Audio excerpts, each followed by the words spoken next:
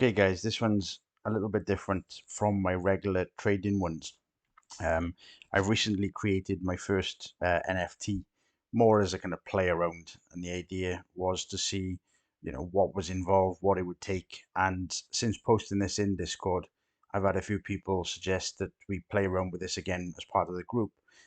So I just wanted to give a little bit of an explanation as to what it is and how easy it is in terms of creating an NFT. So I'm going to keep this video short and sweet. So to start with, what I've done is I've opened up this particular tab, and this one is to take us to the Ethereum wallet, because as part of the NFT community, you're ultimately advertising your artwork. And what this could be music, this could be pictures, this could be videos, even GIFs.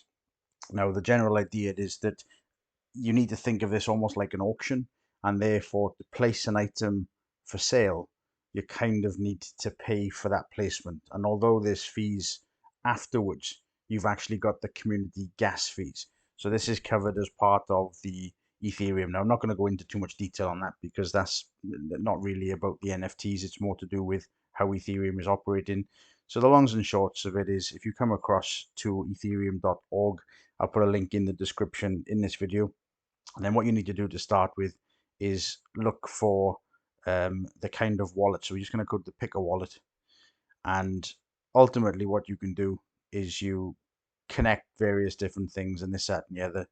You can search for various features, and a couple of the obvious ones. If you've got a hardware wallet, like I use Ledger sometimes, I think MetaMask is probably one of the easiest ones in terms of integration. We've got obviously lots of different options. Coinbase is another big one, um, relatively trusted by many. Rainbow seems to be a good application I've seen many people use, especially in the platform. So what you need to do is you need to start off by going for the MetaMask. Just for this particular example, this is what I've used for the actual setup. So just click through into MetaMask. It'll give you the download options once you click into Go. And then once you've actually downloaded this, you then need to come across to a website called Rarible. So Rarible is this one. Now, what you then do is once you've actually got the wallet connected, you can just literally press connect on this particular part here. So you connect the wallet, it'll ask you for the wallet, and it'll ultimately give you the options like this to connect that wallet. So what you're looking for in this one is depending on how you set it up. If you're using Coinbase, you can click on this. Some of the other options, just click on what you're going through. I'm just specifically talking about MetaMask at the moment. So click into the wallet, connect. You can scan your barcode. If it's already connected to your desktop, then basically the desktop version will pick this up automatically. So once you've got your wallet connected to the website, you then have the option to create a user profile. So what I'll do now is I'll flip screens because I've done this as a new profile rather than logging myself in and logging myself back out. Okay. So what I'll do now is I'll come across to this one, and I will take this off, and I will put this one in instead, and then we'll go into this to start with. Okay, so as soon as you've got your profile set up, you've got your wallet connected, you then come through to create um, your first piece of, I suppose, your first piece of art, if you will. And the idea then is, once you've got your wallet connected, you've got the idea behind your art, you've got an image or a GIF or some kind of video or music file ready to upload. You can come through now.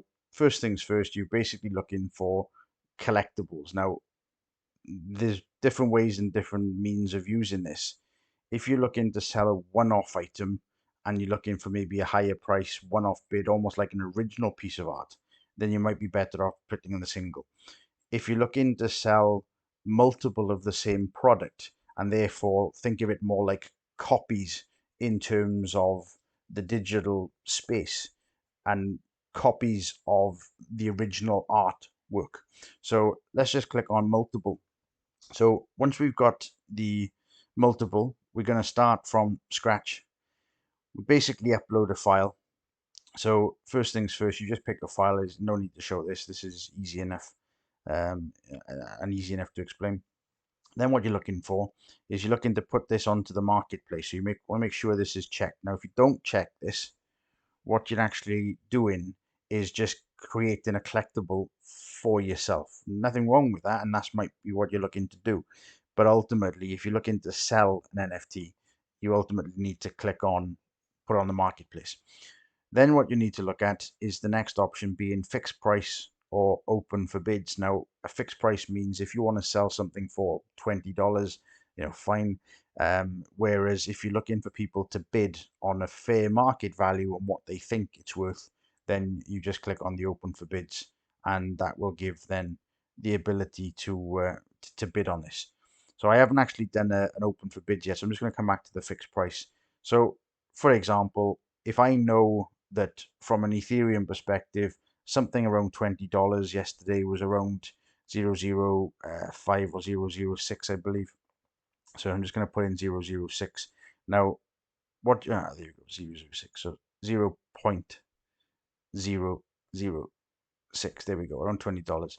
So I'm just going to look for that $20 mark. There we go. So 0.0C, and as you can see in here, you'll actually see that as soon as you start typing in the Ether amount, you'll actually get the US dollar equivalent down below. You can also change this if you want to be paid in another currency rather than Ether. You've got a nice bunch of options here. So just now in terms of the next level, you then have the service fee. So as I mentioned earlier, you've got the gas fee, which is basically paying the community to put this on the Ether blockchain. You then have a service fee, which I'm guessing goes to Rarible in terms of their listing it and putting the product. This is where these guys make their profits. So if you know that you're going to sell something, let's bring this down, and we drop this down to say 3, and I want this to now be $10. Then in essence 2.5% there of the $10 you would anticipate paying of whatever fixed price you put in. So we've just assumed $10. Now what you can do is you can come into a collection, or you can put this onto the main site. And if you put this into a collection, it's almost like saying, hey, we've got our own art gallery and we're allowing people to come to this as part of that collection. You might have one set. I know people have been doing almost like cards, like the old-fashioned trading cards, and therefore there's nothing stopping you having, your Pokemon, your wrestling cards, your car or top trump cards, and therefore having different collections. Now I know that is a slightly more I suppose a bigger fee in terms of the gas for actually creating the collection. But in that sense, it's easier just to go for the Rarible again, just for the demonstration. You then stick a title in, so I'm just going to stick in Mayfair example. Um, Again, just the example here. Once you've got a description of what it is, this is almost like the shop window. It's what will people be looking at before they come and buy. Then what you have is these royalties. Now, the royalties, it's not, it's somewhat simple, but it's a little bit confusing if you haven't seen this before. So in terms of royalty, again, think of the original piece of art. You've just gone out and created a piece of art. You're happy to sell this for $10. Now, assuming that you're only going to put the quantity being 10, that means you're likely to earn $100 minus the 2.5% fees, which means if you stick a royalty in, any subsequent sales of the art, or the 10 tokens per se, will actually give you a 10% royalty on that. Now, we could change that to be 50%, for example, which means if we sold 10 pieces of art for $10 each, giving us $100 minus the fees, then ultimately those tokens, say a year down the line, sells for $100 each, just to keep the math pretty simple. Then in essence, what you're doing is obtaining 50% of that difference in the appreciation, which is where the growth comes in. This is all about the supply and demand. So in essence, you could set this all the way from 0. You could actually put a small number in, like 5. We could put a baseline of 10, and then we can say, look, we want this for this reason, depending on the collection, the numbers, and obviously subsequent sales, going into the future. So let's just keep it at 10 for the example. Now, in terms of copies, going through that particular math, I've got royalties at 10% in the future. My current is 2.5%. I've got a $10 sale cost, which means the maximum I'm likely to earn out of this before any royalties kick in is basically $100. So let's just say I want 100 rather than 10. Now I'm at the point of saying that's $1,000 minus the fees without taking any consideration in terms of royalties. So once you've got that, you can basically create the item. You've got a couple of advanced settings. There's a few other bits and pieces you can do. You can put information about the product. You can put various bits and pieces in an alternate text. There's a few other bits that you can do. But once you've got that, you can basically create the item. Now, obviously, I didn't upload an image here. So once you've uploaded the actual image, it allows you then to connect back to the wallet. Now, the suggestion for the wallet is you start off with, say, $100 worth of Ethereum in your MetaMask wallet with a view of paying the gas fees for anything that you then put up and put live.